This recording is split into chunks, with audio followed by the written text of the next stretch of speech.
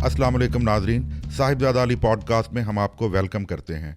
नाजरीन, आज हमारे मेहमान हैं एक मुसन्निफ़, एक दानिश्वर और तज्ज़िया निगार डॉक्टर प्रोफेसर इरफान अहमद ख़ान साहब, जो कि बहुत सी किताबों के मुसन्निफ़ हैं और पंजाब यूनिवर्सिटी शोबा IR में प्रोफेसर के फ़राइज़ सर अंजाम दे रहे हैं।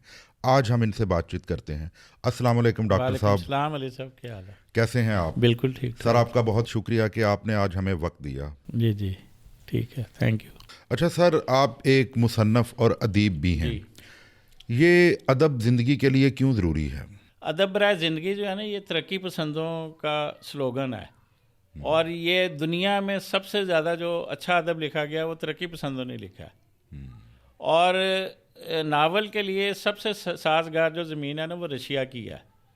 वहाँ 10 महीने बर्फ़ पड़ती है, 2 महीने नॉर्मल मौसम होता है। तो जो लिखने वाला वो अंदर बैठ के आतिशदान सुलगाया हुआ है, खाना पीना कर रहा है, अंदर बैठा लिखता जा रहा है।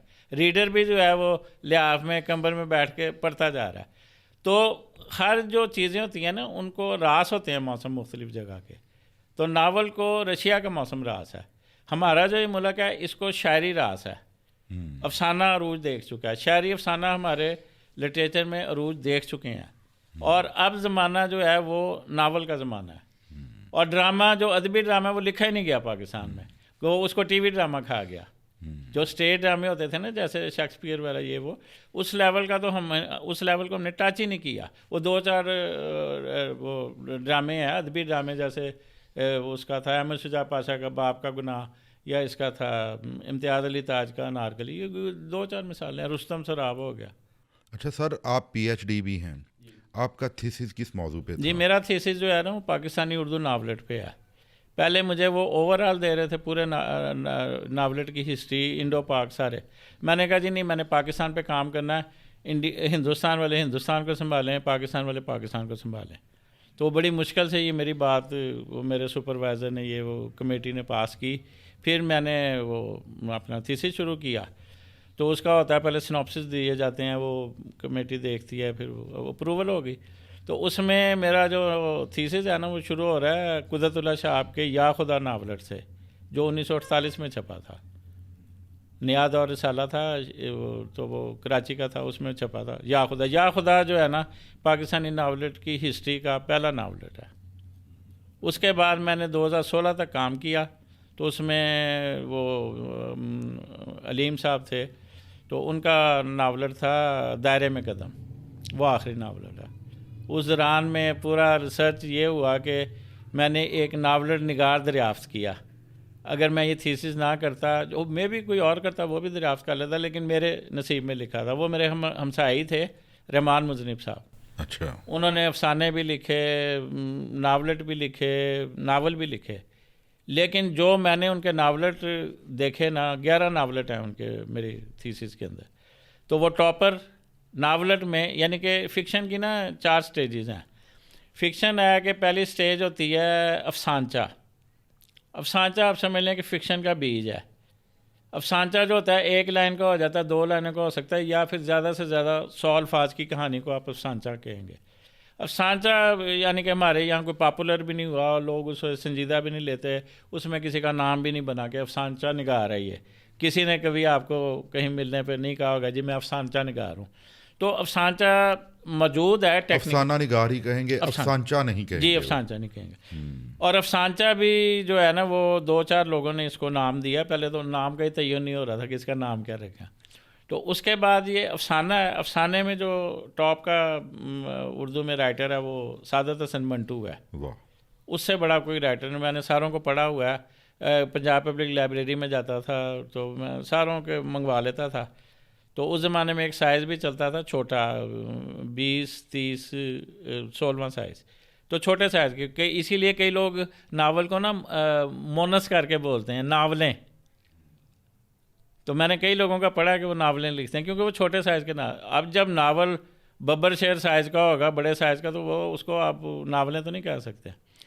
तो दूसरी स्टेज पे अफसाना आ गया, तीसरी पे नावलेट आ गया। नावलेट जो है ना, वो है कि अफसाना जो है ना, वो 4-5 पेज से शुरू होता है और 30-35 सफ़े पे ख़त्म हो जाता है अफसाना। अफसाने के बाद हदूद शुरू हो जाती है नावलेट की। وہ یعنی کہ 36 صفحے کا 40 صفحے کا ہو سکتا ہے، یا پھر وہ 70-80 صفحے تک چلا جائے گا. جب وہ 100 کو کراس کرے گا پھر ناول کی حدود شروع ہو جائے، ڈومین شروع ہو جائے گی. تو ناول کی رینج ہی کوئی نہیں ہے، وہ 500 صفحے کا، 1000 صفحے کا، 1500 صفحے کا، 2000 صفحے کا، وہ پھر چلتا رہتا ہے. اچھا سر، جیسا کہ آپ نے فرمایا کہ سعادت حسن منٹو صاحب کو آپ افسانے کی دنیا کا باپ سمجھتے ہیں، آپ نے ایسا کیوں کہا؟ میں نے ایسا اس لیے ان کی کہا، تحریروں میں ایسی کون سی خاص چیز تھی؟ انہوں نے اپنے وقت کے حساب سے نا اپنے وقت سے آگے لکھا ہے. وہ 1955 میں فوت ہو گئے تھے، لیکن ابھی تک جو ہے نا ان کی تحریروں کو پوری طرح لوگ ہضم ہی نہیں کر سکے. لیکن شہرت ان کی بدستور بڑھ رہی ہے، کیونکہ ریڈرشپ پیدا ہوتی جا رہی ہے، نسلوں میں وہ ٹرانسفر ہو گئے ہیں. تو اس میں سوشل میڈیا کا بھی کمال ہے. سوشل میڈیا کا بھی کمال ہے، لیکن وہ اپنی ریڈرشپ اپنی زندگی میں بنا چکے تھے. یعنی کہ وہ پیسے کے لیے لکھتے تھے تو ان کا افسانہ وہ جا کے دیتے تھے نقوش والوں کو یا کسی اور ادارے کو، تو وہ ان کو 10 روپے 15 روپے 20 روپے دے کے لاکر میں رکھ لیتے تھے کہ یہ جب مرضی ہم چھاپ لیں. تو یہ ان کی ورتھ تھی ان کے زمانے کے اندر. آپ جن لوگوں کے عاشق ہیں ان کی ایک فہرست ہے، 3-4 لوگ. آپ بتا رہے تھے کہ ان میں سعادت حسن منٹو صاحب کا بھی نام آتا ہے. آپ ہمیں بتا رہے تھے کہ لفظ منٹو ہے، زبر کے ساتھ پیش کے ساتھ. یہ کیا بات ہے؟ یہ منٹو ہے، یہ کشمیری ذات ہے اور ایک پیمانہ ہے پیمائش کا. وہاں 1.25 کلو کے پیمانے کو منٹو کہتے ہیں، اور منٹو ذات بھی ہے. تو منٹو نے اپنے دوستوں میں، لوگوں چاہنے والوں میں کہا تھا کہ جی میرے نام کو 1-2 کے وزن پہ بولا جائے. یہ جو فلم بنائی ہے سرمد کھوسر نے، ان کو بھی نہیں اتنا پتا تھا، انہوں نے ریسرچ نہیں کی، اور اس نے ڈرنک کرتا دکھایا، اس کے دکھ نہیں دکھائے منٹو کے. منٹو وہ تھا کہ وہ کہہ رہا ہے کہ جس دن میری شادی ہوئی ہے میری جیب میں 4 آنے تھے، اور میری بہن کو میری شادی میں شرکت کی اجازت نہیں ملی تھی. تو پھر بہن نے کہا کہ بھائی اپنی بارات جو ہے نا وہ میرے گھر کے آگے سے لے کے جانا. اتنے دکھ دیکھے ہیں اس نے، منٹو نے. آپ چونکہ ایک ڈاکٹر ہیں، PhD ہیں، تو ہم نے یہ دیکھا ہے کہ بڑے بڑے ایسے بھی لوگ ہیں کہ جو ایکڈیمک ایجوکیشن جن کے پاس نہیں ہے، لیکن وہ بھی بڑے بڑے رائٹر اور شاعر بن جاتے ہیں. وہ ہاں. آپ کیسے سمجھتے ہیں کہ کہانی کار، تخلیق کار ہونے کے لیے واقعی تعلیمی قابلیت ہونی چاہیے یا ویسے بھی کام چل جاتا ہے؟ تعلیمی قابلیت جو ہے وہ آپ کو جیسے سونے پہ سہاگا، سونا تو اپنی جگہ موجود ہے، سہاگا اس کو بہتر یعنی کہ پالش کر دیتا ہے بہتر، یا کندن بننا، تو وہ تو آپ نے چیزیں سنی ہوں گی. تو یہ جو تعلیم ہے نا یہ ہمیں اور آگے لے کے جاتی ہے، یعنی کہ ہماری ویژن کو بڑھاتی ہے، کریٹیویٹی کو بڑھاتی ہے، یعنی کہ نیچرل ٹیلنٹ کو آپ کی تعلیم جو ہے وہ نکھارتی ہے. ہاں. ٹھیک ہے. اب میرا جو سارا میڈیا سوشل ادھر میرا ہے سٹانس ہے کہ میں جی تارڑ صاحب کو میٹرک کی بجائے آگے پڑھنا چاہیے تھا، ان کو FA کرنا چاہیے تھا. پھر میں نے شرارتاً یہ بھی کہا کہ ان کو انٹر کرنا چاہیے تھا یا انٹر کورس کرنا چاہیے تھا. تو وہ جو ان کے فالوور ہیں وہ خود بھی میٹرک پاس ہیں، ان کی ریڈرشپ بھی میٹرک پاس ہے. اب ان کو کیسے سمجھائیں آپ؟ آپ نے ایک جگہ پہ لکھا کہ مستنصر حسین تارڑ جیسے میٹرک پاس لوگ لنڈے کے لاہوری ہیں. آپ نے ایسا کیوں کہا؟ کیونکہ ان کی پیدائش ہوئی تھی جکالیاں ہے، وہ اس وقت منڈی بہودین ایریا میں، پہلے گجرات میں آتا تھا، اب ادھر آ گیا. تو یہ ان کی وہاں پیدائش ہوئی تھی. اب پھر انہوں نے کافی عرصے بعد میرے شور مچانے پہ اب انہوں نے 2-4 سال پہلے جکالیاں کے نام پہ کتاب بھی لکھی ہے. اگر یہ وہاں نہیں پیدا ہوئے تھے پھر انہوں نے جکالیاں پہ کتاب کیوں لکھی؟ اور میں نے اپنی کتاب میں تنزیہ طور پہ لکھا ہے کہ یہ طبی تاریخ کا انوکھا واقعہ تھا کہ ایک بندے کی پیدائش بیک وقت جکالیاں اور لاہور میں ہوئی تھی. یعنی کہ آپ ایک وقت میں ایک جگہ ہی پیدا ہو سکتے ہیں نا. تو نہیں، لیکن سر کتاب تو آپ کہیں پہ بھی لکھ سکتے ہیں. نہیں، کتاب لکھنے کی بات نہیں ہو رہی. انہوں نے اب جائے پیدائش تسلیم کیا اس کو اپنی کتاب کے اندر. ہاں جی، میں ان کی ہر تحریر پڑھتا ہوں اور ہنسی آتی ہے. یعنی کہ مجھے جوکس کی کتاب لگنی شروع ہو جاتی ہے، اتنا غیر سنجیدہ انداز میں لکھتے ہیں یہ. اور کمرشل رائٹر، اب اس میں آپ آ جائیں کہ کمرشل رائٹر اور عام رائٹر کا فرق آپ کو ذہن میں ہونا. لیکن سر انہوں نے بڑے بڑے ادبی سفر نامے بھی لکھے ہوئے ہیں. سفر نامہ تو ادب میں نان فکشن میں آتا ہے اور تیسرے درجے کی صنف. اچھا، یعنی سفر نامہ ادب کی صنف نہیں ہے. ہاں، فکشن اور نان فکشن. میں آپ کو فکشن بتا دیا نا، فکشن کا کہ ناولٹ اور 4 سٹیجز بتا دیں. اسی طرح نان فکشن میں بھی 4 سٹیجز ہیں. اس میں پہلے نمبر پہ آتی ہے آٹو بایوگرافی، جو کوئی رائٹر اپنی کتاب خود لکھتا ہے اس کو ہم اپنی آپ بیتی نہیں، خود اگر رائٹر لکھے گا نا اپنے بارے میں اس کو ہم کہیں گے یعنی کہ آٹو بایوگرافی اس کو کہیں گے، وہ نان فکشن میں آئے گی نمبر 1۔ نمبر 2 اگر میری کہانی آپ لکھتے ہیں تو وہ پھر آئے گی بایوگرافی، وہ دوسرے درجے کی چیز ہے۔ تو سفر نامہ جو وہ تیسرے درجے کی چیز ہے۔ اچھا، یہ چلیں، یہ آج آپ نے ہمارے اندر ایک کنفیوژن جو تھی اس کو ختم کیا، بالکل، ورنہ بہت سارے لوگ جو ہیں وہ سفر نامے کو بھی ہم دیکھیں نا، حلوے کو بھی کھیر کہہ کے کھا تو سکتے ہیں، لیکن حلوہ حلوہ ہے، کھیر کھیر ہے۔ اور یہ کراچی والوں نے آج ہمیں آپ نے کھلایا تھا وہ گجریلا، تو کراچی والوں نے نا وہ اپنی ٹانگ الٹی رکھی ہوئی ہے کہ اپنے آپ کو شو کرنے کے لیے کہ ہم اردو کے مامے ہیں۔ تو وہ کراچی میں وہ پیکٹ آتے ہیں کوئی، تو اس میں لکھا ہوا ہے گاجر کھیر۔ جب گجریلا اتنا پیارا اچھا لفظ پنجابی میں موجود ہے تو آپ کو گاجر کھیر کہنے کی کیا ضرورت؟ لیکن سر ہر کلچر کی اپنی ٹرمز نہیں، کوئی ٹرم نہیں، انہوں نے ہمارے سے ڈفرینٹ دکھانے کے لیے حرکتیں کی ہیں۔ اب بمبئی بریانی ابھی تک مارکیٹ میں بک رہی ہے، تو بمبے بریانی، سندھی بریانی سب سے زیادہ مشہور ہے۔ آپ نے بمبے بریانی کہاں سے نکال لی؟ اور بمبئی کا تو نام بھی چینج ہو گیا، پھر اس کو بمبئی کے سارے پیکٹ تلف کر کے تو اس کو ممبئی بریانی کرے۔ میں نے دیکھا ہے کہ جیسا سسپینس ڈائجسٹ سب سے زیادہ پڑھا جانے والا یا جاسوسی یا سرگزشت، ان کے تو بہت سارے قاری ایسے بھی ہیں کہ جو اسکول گئے بھی نہیں ہوتے، لیکن وہ ڈرائیور بھی پڑھ رہا ہے، ہر طرح کے لوگ پڑھ رہے ہیں۔ ٹھیک ہے، نہیں، ریڈر کا بھی ویسے پڑھا لکھا ہونا ضروری ہے۔ آپ نے ایک نیا میرے اندر بات ڈال دیا ہے کہ خالی رائٹر کا ہی پڑھا لکھا ہونا ضروری نہیں، بلکہ ریڈر بھی باشعور ہونا چاہیے کہ وہ پڑھ کیا رہا ہے۔ اس کی میں مثال دوں گا کہ ریڈر کے بے شعور ہونے کی مثال۔ میں فکشن ہاؤس پہ ایک دن بیٹھا ہوا تھا، تو ان کو کسی ریڈر کا لیٹر آیا، تو اس نے پڑھی تھی ہٹلر کی آپ بیتی میری جدوجہد۔ اس نے لکھا تھا، ہٹلر صاحب السلام علیکم، امید ہے آپ اور بچے خیر خیریت سے ہوں گے۔ تو جو بندہ یعنی کہ اس زمانے میں میری جدوجہد پڑھ کے اس کو اتنا نہیں پتہ چلا کہ ہٹلر کو مرے ہوئے اتنا عرصہ ہو گیا اور وہ اس کے بال بچوں کا حال پوچھا، تو آپ خود ہی سوچیں کہ میری جدوجہد جس نے اس ریڈر نے پڑھی اس کے سر سے گزر گئی۔ آج کل بہت سے شاعر یا ادیب یا افسانہ نگار تھوڑا سا لکھ کے تو اپنی انہی تحریروں کو یا نظموں کو بار بار جو ہے وہ کرتے رہتے ہیں۔ آپ اس والے سے کیا کہتے ہیں؟ تخلیقیت کم ہو گئی ہے نا۔ یہ آج کے دور میں آج کے شاعر کو 5 شعر کرنے مشکل ہو جاتے ہیں۔ غزل جو معیاری غزل ہے وہ 5 شعر سے کم کی نہیں ہوتی، اور جو پرانے شاعر تھے وہ تو 100 غزلیں لکھتے تھے، وہ تو یعنی کہ 30 شعر کی غزل لکھتے تھے۔ پھر اس زمانے میں طرح ہی مشاعرے ہوتے تھے کہ ایک مصرع دیتے تھے سارے شاعروں کو، سارے شاعر اس پہ غزلیں لکھ کے لاتے تھے۔ اب وہ کریٹیوٹی کہاں رہی؟ اچھا سر، اس کی کیا وجہ ہے؟ کیا اس میں صرف فوکس ختم ان ادیبوں کا ہی قصور ہے یا جو آگے سے قاری ہیں پڑھنے والے؟ نہیں، قاری کا کوئی قصور نہیں ہے، کہ جو ان کو چیز ڈیلیور کر رہا ہے نا، اس کے پاس بھی وہ وقت بھی نہیں رہا، اس کی ترجیحات بدل گئی ہیں، اس کے اوپر معاشی پریشرز آ گئے ہیں۔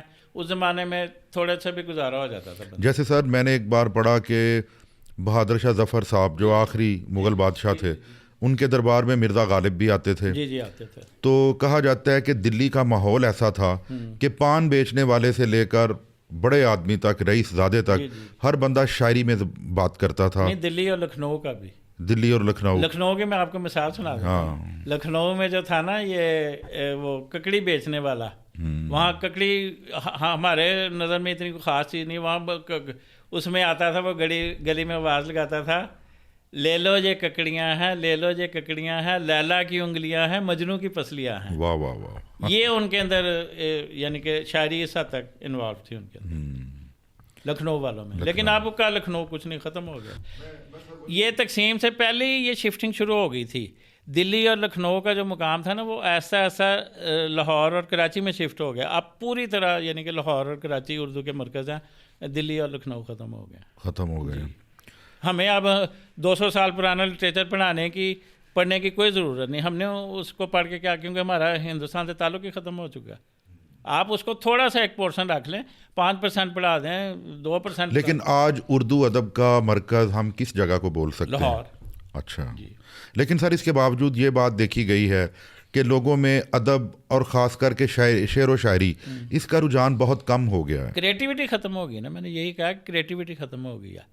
اور بلکہ یہاں کے مشاعرے جو ہیں وہ قرۃ العین حیدر نے دیکھے تھے، اسٹیڈیم میں ہوتے تھے کراچیوں میں، اسٹیڈیم میں مشاعرے.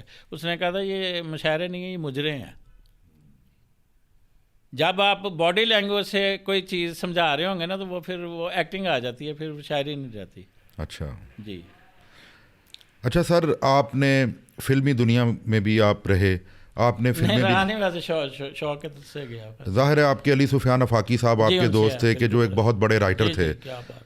تو آپ ان کے پاس بھی رہے، آپ نے ان کی صحبت میں بھی بیٹھے. نہیں انسپائریشن لی ہے میں نے. یہ جو ادبی الف لیلہ شروع کیا ان کی فلمی الف لیلہ سے میں نے ان کو ایکسٹینشن کیا ہے، یعنی کہ آگے کام کو بڑھایا. سر یہ ہمیں ادبی الف لیلہ کے بارے میں بتائیے کہ یہ کیا کہانی ہے؟ ادبی الف لیلہ یہ ہے کہ وہ آئیڈیا میرے ذہن میں تھا، پھر میں نے یہ دیا. یہ ہمارے دوست ہی ہیں، یہ جو طاہر جاوید مغل صاحب، ان کو میں نے کہا کہ یہ میں ادبی الف لیلہ لکھنا چاہتا ہوں. بہت زبردست رائٹر ہیں. بہت زبردست. تو انہوں نے کہا کہ جی میں آپ کو سپورٹ کرتا ہوں. تو انہوں نے میری نا 2 قسطیں جو تھیں نا سرگزشت ڈائجسٹ کو بھیج دیں ادھر کراچی. لیکن انہوں نے میری سفارش ایسے الفاظ میں کی جیسے آپ شعلے فلم دیکھ لینا تو وہ امیتابھ جو ہے وہ اس کا دھرمیندر کا جو تعارف کرواتا ہے نا شادی کے لیے، مغل صاحب نے میرا تعارف وہاں ایسے کروایا کہ کر دیں تو پھر بھی ٹھیک ہے، نہ کریں پھر بھی ٹھیک ہے. تو اس بندے نے جو بلگرامی صاحب ہیں سرگزشت کے، انہوں نے 6 مہینے بعد بتایا. میں نے پوچھا کہ جی وہ میری قسط نہیں لگی. کہتا جی وہ میرے پاس پڑی ہوئی ہے تو ہم نہیں اس کو شائع کر سکتے، کیس ہو جائے گا ہمارے پہ. میں نے کہا جی پہلے کبھی کیس نہیں ہوا. کہتا نہیں وہ دور اور تھا، ہم نہیں افورڈ کر سکتے. میں کہا پھر آپ مجھے میری قسطیں واپس بھیج دیں. تو بس انہوں نے پھر بتایا کہ جی آپ کی سفارش اس انداز میں ہوئی تھی. ایک ہوتا ہے نا اسٹرانگلی ریکمنڈیشن، اور ایک ہوتا ہے کہ مری مکی ریکمنڈیشن. تو میری مری مکی ریکمنڈیشن ہوئی تھی.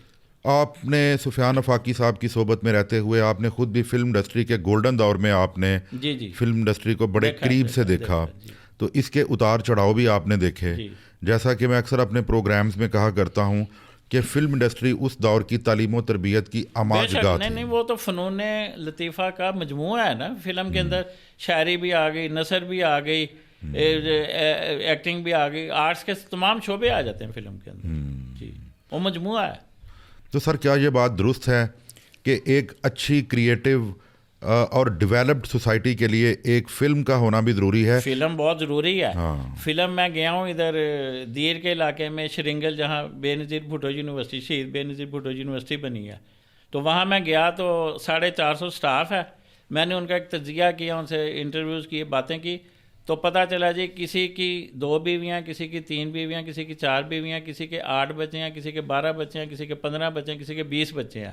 تو وہاں انٹرٹینمنٹ زیرو ہے.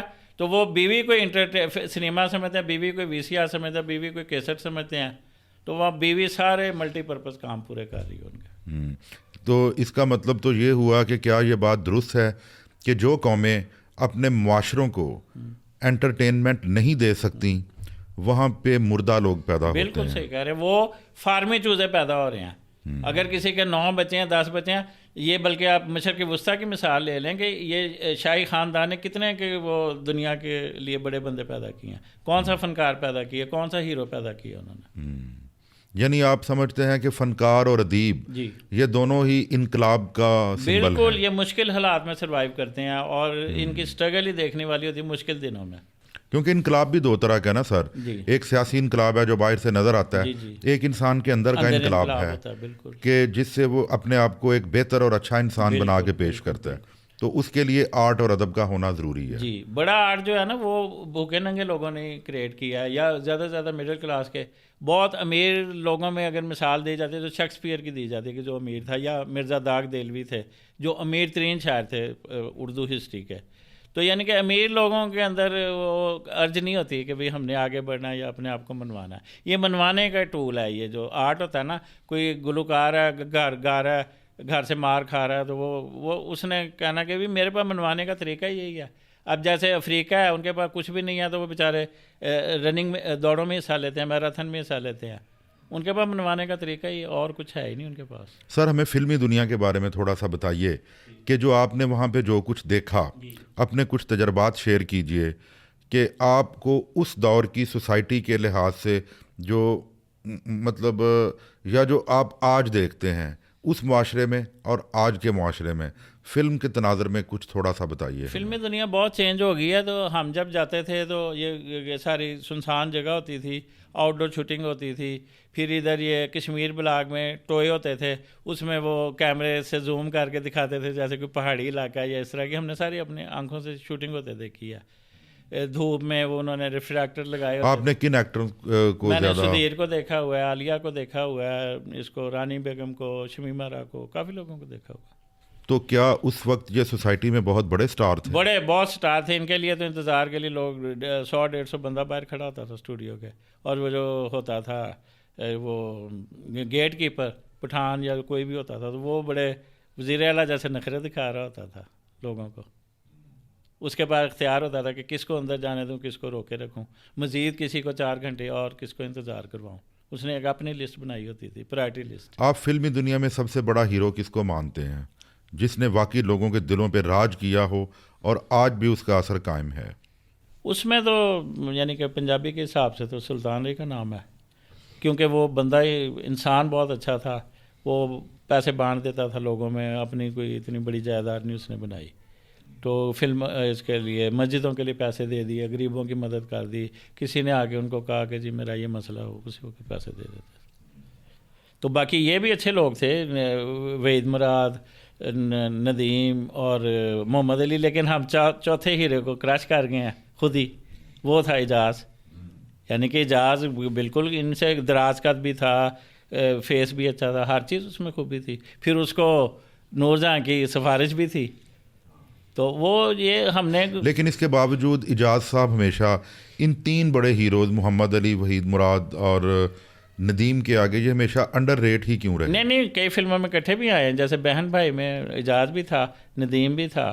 نہیں, میں وہی کہہ رہا ہوں کہ یہ انڈر ریٹ کیوں رہے؟ وہ نقادوں کی گیم ہے. یعنی کہ جیسے ہوتا ہے نا, کمنٹیٹر کسی کی تعریف کر رہا تھا کسی کی نہیں, تو اس کو فلمی صحافیوں نے لیٹ ڈاؤن کیا. اچھا. وہ بھی اس کی نور جہاں کی ضد میں. اچھا جی. اچھا سر, آپ نے ہمیں بتایا کہ آپ نور جہاں کے بھی بہت بڑے فین نہیں بلکہ عاشق ہیں. جی. ٹھیک ہے.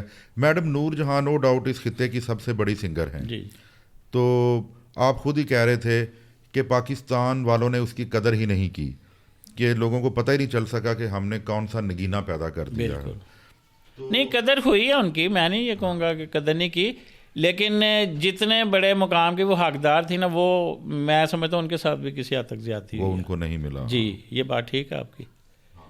تو لیکن قدرت نے ان کو بڑی لکی بھی تھیں جس کے ساتھ یعنی کہ اٹیچ ہو جاتی تھی, جن کی فلموں کے لیے گانے گاتی تھیں, جن کے ساتھ وہ ایز اے ہسبینڈ جن کے ساتھ وہ رہی ہیں, ان کو تو مالا مال کر دیا. آپ میڈم نور جہاں سے مل بھی چکے ہیں؟ جی, نور جہاں سے میری صرف پہلی اور آخری ملاقات ایک ہی دن ہوئی ہے.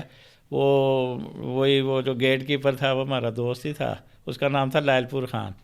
تو میں نے مذاق سے کہا کہ یار تم بھی اپنا نام اب فیصل آباد خان رکھ لو. تو کہتا ہے نہیں نام یہی رہے گا. تو اس سے ایک دن میں نے پہلے جا کے پوچھا, میں کہا جی میڈم کب آئیں گی؟ وہ کہہ رہا کل آئیں گی, کل ریکارڈنگ ہے ان کی. تو ان کو سارا شیڈول پتہ ہوتا تھا کہ بھئی کیا ہونا کیا نہیں.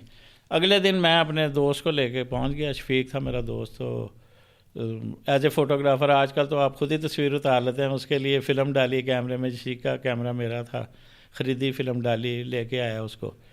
تو وہ آیا تو 8 بجے آئے, تو میڈم اس وقت نہیں آئی تھیں. کچھ عرصے بعد وہ آئیں, گاڑی انہوں نے روکی, تو ہم دونوں پھر بھاگ کے ریکارڈنگ ہال میں پہنچے, ویسے ہی دیکھنے کے لیے کہ وہاں پھر میرے سامنے ہی گانا ریکارڈ ہوا, شیر خان کا تو مجھے میرے ہمیشہ کھول رہے ہیں. واہ واہ واہ واہ. وہ میں سمجھتا ہوں ایک بڑا تاریخی موقع ہے کہ میں بڑا خوش ہوں کہ وہ میرے سامنے گانا بھی کلاس کا ریکارڈ ہوا جو آج تک لوگوں کو یاد ہے. تو دھون اس نے بنائی تھی, وجاد نے اس کو سیٹ سوٹ کر رہا تھا. تو پھر نور جہاں جو تھی وہ باقاعدہ ریکارڈنگ بوتھ کے اندر ڈانس کر کے یہ گانا گا رہی تھی. تو اس سے مجھے پتہ چلا کہ جتنی انوالو وہ گانے میں وہ ہوتی ہیں نا, اتنی لتا بھی نہیں ہوتی. لتا کا چہرہ سپاٹ ہے, وہ جذبات ظاہر نہیں کرتی, اس کے معاملات کچھ اور ہیں.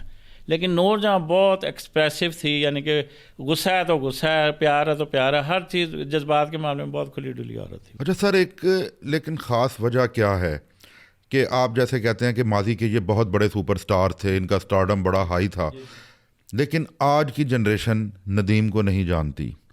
آج کی جنریشن جن لوگوں کے آپ نے نام لیے ان کو نہیں جانتی. گیپ آ گیا نا بیچ میں. اچھا سر, آپ چونکہ نور جہاں صاحبہ سے عشق کا دعویٰ کرتے ہیں, کہ آپ سمجھتے ہیں کہ وہ اس خطے کی سب سے، بلکہ ہم بھی سمجھتے ہیں کہ وہ اس خطے کی سب سے بڑی سنگر ہیں، ان کی گائیکی میں جو امپورٹنس ہے اس حوالے سے ہمیں کچھ بتائیے کہ اس حوالے سے میں آپ کو ایک بڑا نئی چیز بتاؤں گا، اسکالری بتاؤں گا کہ ایک محاورہ ہے، ایک میان میں 2 تلواریں نہیں رہ سکتی.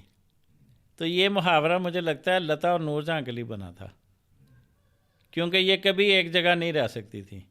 جو انہوں نے گانے گائے ہیں لتا نے اور نور جہاں نے ابتدائی دور میں، وہ ایک ابتدائی دور تھا، وہ یعنی کہ آپ ہندوستانی انڈسٹری کا بھی پرائم پیریڈ نہیں کہہ سکتے. اس کے بعد بڑی نکھری ہے ہندوستانی. بلکہ کہا جاتا ہے کہ میڈم نور جہاں پاکستان آنے سے پہلے وہاں نمبر 1 سنگر بن چکی تھیں. ٹھیک ہے، اس میں یہ ہے کہ ایک میان میں 2 تلواریں نہیں رہ سکتی. وہ یہ ہوا کہ یہ پاکستان آ گئیں تو ہمیں فائدہ ہوا اس کا کہ انہوں نے اردو گانے میں بھی منوایا اپنے آپ کو، پنجابی میں بھی. پنجابی کا یہ معاملہ ہے کہ اگر نور جہاں وہ گانے نہ گاتی تو اور کوئی اس لیول کے گا نہیں سکتا تھا، وہ اس لیول کو ٹچ نہیں کر سکتے تھے. تو اس میں یہ ہے کہ بھی میں ایک جگہ بات کی تھی، پنجابی پہ بات ہو رہی تھی، میں کہ جی پنجابی کا نثری سرمایہ تو 0 ہے، نثری چیزیں بہت کم ہیں اس کے اندر. تو میں کہا جی پنجابی میں سے آپ ہیر وارث شاہ، صوفیہ کا کلام اور نور جہاں کے گانے نکالے تو پنجابی کے پلے کچھ بھی نہیں رہتا. تو اور نور جہاں کی آپ کمال دیکھیں کہ بھئی اردو اور پنجابی میں یکساں، یعنی کہ لہجے کا فرق نہیں محسوس ہوتا کہ یہ کوئی پنجابی گلوکارہ اردو گا رہی ہے یا اردو گلوکارہ پنجابی سے آئی ہے. اس کو کمان تھی. پھر نور جہاں کو آج یہ تھا کہ اداکاری، بطور اداکارہ لتا بھی آئی تھی. اس کے فلموں میں کچھ سین ہیں تھوڑے سے، خاندان فلم میں بھی یا کسی اور فلم میں سین ہیں نور جہاں کے بھی لتا کے بھی. لیکن اس کی ظاہر ہے اللہ نے اس کو موسیقی کی خوبصورتی دی ہوئی تھی، چہرہ اس کا اتنا اچھا نہیں تھا، تو وہ یعنی کہ اداکاری میں تو پیچھے ہٹ گئی بہت پہلے. تو نور جہاں جو تھی وہ پاکستان میں آ کے اس نے خود فلم بھی ڈائریکٹ کی، 94، پھر اور فلمیں کافی اچھی ایز اے اداکارہ تھی. تو اس کے علاوہ میرا ایک اور عجیب سا تھیسز ہے کہ مغل اعظم جو فلم ہے نا ہندوستان کی، بہترین فلم ہے، لیکن وہ ایک محاورہ ہے کہ آپ کہتے ہیں ایک آنچ کی کسر رہ گئی ہے. اس میں ایک آنچ کی جو کسر ہے نا وہ نور جہاں کے گانوں کی ہے. واہ واہ واہ واہ. آپ انارکلی فلم کے سارے گانے اس میں ڈال دیں مغل اعظم میں، ایک ہی سٹوری، پھر ایک آنچ کی کسر پوری ہو جاتی ہے. اور پھر آپ دیکھیں کہ آصف جو ہے، خواجہ آصف، وہ کہتے ہیں کہ جی وہ پرفیکشنسٹ تھا، کہ وہ ہر چیز کو پرفیکشن میں دیکھتا تھا. تو تھا تو بنیادی طور پہ وہ درزی، تو درزی کی حیثیت سے اس نے کاسٹیوم فلم بنائی کہ سارے ڈریسز نظر آ رہے ہیں آپ کو پوری فلم میں. بات سمجھ آ رہی ہے کہ اس نے درزی والا پلس پوائنٹ اپنا استعمال کیا. اچھا، جب وہ دلیپ کمار ہیرو کے لیے، مغل اعظم کے ہیرو کے لیے وگ بنوانے لندن سے وگ بنوا سکتا ہے، تو وہ نور جہاں کو نہیں بلا سکتا تھا ہندوستان کہ جی ہمیں آپ کی آواز کی ضرورت ہے. وہاں ان کی وہ آگے کامپرسی آگے غالب ان پہ کہ جی ہوں اسی نور جہاں بلاواں گے پاکستان تو گانے واسطے. یہاں پہ وہ زیادتی کرتے ہیں، یہاں وہ زیادتی کر گئے. اس نے سمجھ لو یہ بہت بڑا پوائنٹ ہے کہ اگر وہ آپ انارکلی فلم کے میں سامنے رکھ لیں، کسی دن اس پہ علیحدہ پروگرام کر لیں گے کہ مغل اعظم کے گانے ایک طرف لکھ لیں گے، پاکستانی انارکلی کے گانے ایک طرف، پھر آپ اس پہ ڈیبیٹ کر لیں پوری. یہ زبردست تھی. اور ایکٹنگ اور سکرپٹ کے لحاظ سے مغل اعظم زبردست تھی.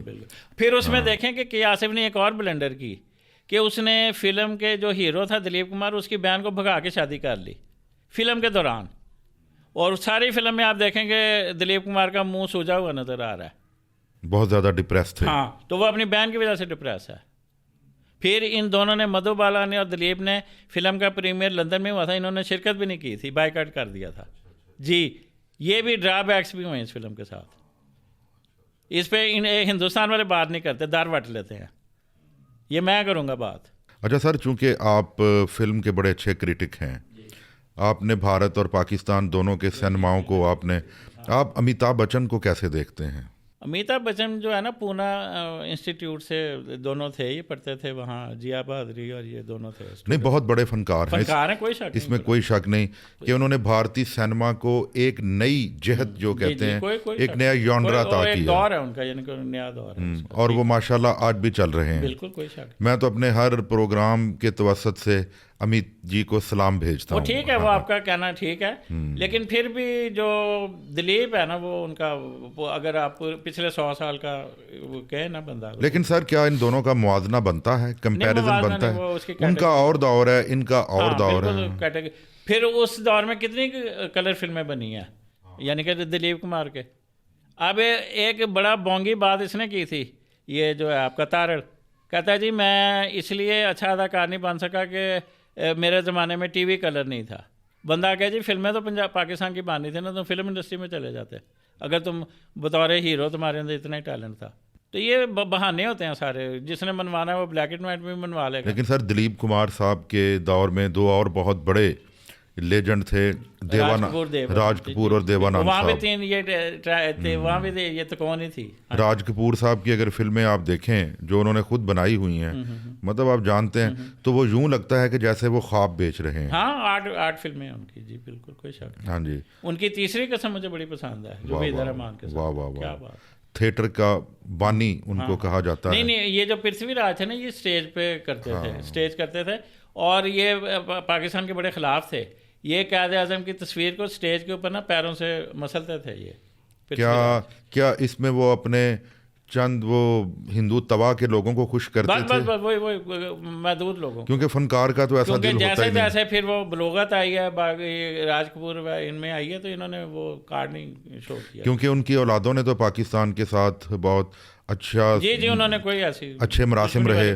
जैसे शशि कपूर साहब पाकिस्तान आए, ऋषि कपूर साहब, रणधीर कपूर साहब, ये सब पाकिस्तान आए। राज वाली चीज़ को नहीं लेके चले आगे। RK production, Raj Kapoor production, इतना बड़ा इदारा था हिंदुस्तान का, उसको रीमा हमारी बेवकूफ़ लड़की ने कॉपी किया। उसने अचानक कह दिया मेरा नाम रीमा खान है, RK करवाने के लिए। इसने अपनी फिल्म बनाई थी RK प्रोडक्शन, यानी पता ही नहीं है। इतनी कॉपी करने वाले, कॉपी किया उसने बकायदा वो राज कपूर को, RK प्रोडक्शन के लिए रीमा खान, अचानक खान उसने डिक्लेयर कर दिया अपने आप। अच्छा, अदब और ज़िंदगी जी, इन दोनों के दरमियान आप तवाज़ुन को कैसे देखते हैं? जुड़े हुए हैं। मैं जब भी कभी दुख में होता हूँ या कभी कोई क्राइसिस में होता हूँ, तो मैं अदब से मिसालें लेके आता हूँ कि फलाना अदीब, फलाना नावल में ये सीन था, वो जब क्राइसिस में आया तो उसने कैसे सरवाइव किया। तो मैं अदब से अपने आप को तवानाई, यानी इंसानी लाइफ के अंदर लिटरेचर का होना के बगैर है ही कुछ नहीं। हाँ। वरना जानवर और इंसान में फ़र्क क्या है। वाह। अच्छा सर, आप चूंकि आजकल मतलब पंजाब यूनिवर्सिटी में पढ़ा भी रहे हैं, वो शौकिया, वो समझ लो विजिटिंग है, तो आप मुझे ये बात बताइए कि आपने कैसा पाया अदबी रुझान आज के नौजवानों के को लेकर? अदबी रुझान कोई भी नहीं है, हम तो कोर्स की किताबें बड़ी मुश्किल से पढ़ाते हैं उनको। इसकी क्या वजह? नौजवान पढ़ना नहीं चाहते या उनमें वो? ये मैं तो पाकिस्तानी कौम के बारे में कहता हूँ कि ये नाबालिग कौम है, इनको चीज़ें वक्त से पहले मिल गई हैं। वो कहते हैं ना वो बंदर को अदरक मिल गई पंसारी बन गया। तो हम वो नाबालिग कौम है, हमें कुछ चीज़ें ना नाक रगड़ रगड़ के मिलनी चाहिए थी, बड़ी जल्दी मिल गई हैं। अच्छा सर, आपने मुहावरों के साथ भी छेड़खानी की, हालांकि पूरी दुनिया में कोटेशन या मुहावरों के साथ कभी किसी ने छेड़छाड़ नहीं की। मैं एक क्रिएटिव आदमी हूँ, मैं नहीं समझता कि जो मैंने सोचा है हरफ आखिर है, मेरे से भी जहानत फैल रही है, कायनात फैल रही है। तो आज मैं जो बात कर रहा हूँ, मेरे बाद 10 साल बाद कोई मेरे से भी अच्छी बात कर सकता है, उससे 10 साल बाद कोई उससे भी अच्छी बात हो। ये चलने वाला सफ़र है, चलता है, इर्तिका का अमल है। तो उसमें मैंने अपना हिस्सा ऐसे डाला है कि मैं अक्सर पढ़ता था कि जी चलती का नाम गाड़ी, तो मैं बड़ा गौर करता था कि ये कुछ ना अधूरा पाना है इसके अंदर। फिर मैंने उसको एक्सपेंड किया, मैंने कहा कि जी चलती का नाम गाड़ी, सुस्ती का नाम दाढ़ी। तो उस पर बड़ी फेसबुक पे आ आई हैं, लेकिन मैं समझता हूँ कि मैंने अपनी तरफ से, जैसा कि ज़रूरत ईजाद की माँ है। जी, ज़रूरत ईजाद की माँ, आपने यही सुना होगा हर जगह। तो मैंने उसको एक्सपेंड किया कि ज़रूरत ईजाद की माँ है और पैसा उसका बाप है। वाह वाह वाह वाह। तो इसको आप अच्छा कह लें, बुरा कह लें, शरारत कह लें, संजीदा कह लें, जो मर्जी। आजकल आप क्या लिख रहे हैं? आजकल मैं वही ये अदबी अलिफ लाला लिख रहा हूँ।